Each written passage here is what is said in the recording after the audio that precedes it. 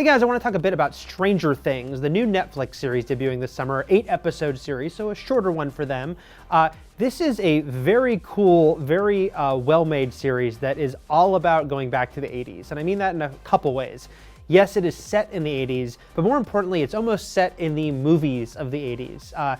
It is very influenced by Steven Spielberg, Stephen King, John Carpenter. I'd say those are the three touchstones when I talked to the creators, the Duffer Brothers. They brought up those three specifically, and you can see it all over the story. And it's a very interesting mixture of the tone of all those people I mentioned, because there is a sense of sort of awe and fantasy and a more Spielberg approach mixed in with much more of a horror vibe that you'd expect from Carpenter and King, and it does it very well.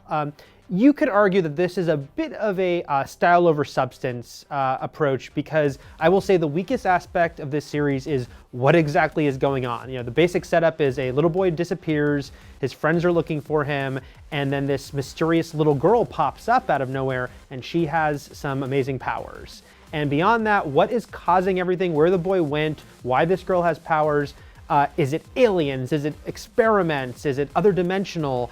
I couldn't exactly tell you, having watched all 8 episodes, and I think that's a bit because that's the murkiest part of the show, is the backstory, the mythology.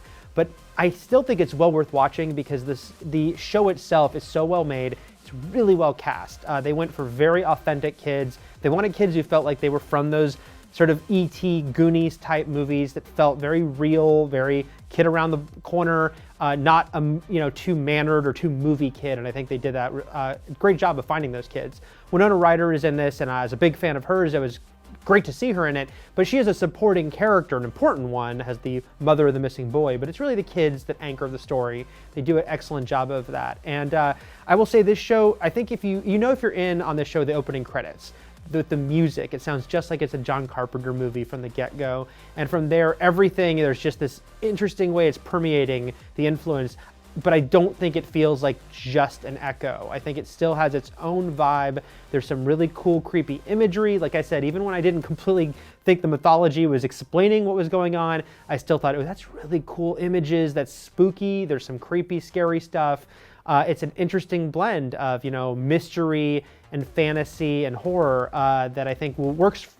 I'm curious if kids would like it, but I think adults especially will really like it. So I definitely recommend it. I think it's a kind of great summer binge for you. I'm giving it an 8 out of 10. Again, I do think at the end, it kind of doesn't all add up what exactly was going on, but it's still a really cool show, really well done, and check it out on Netflix.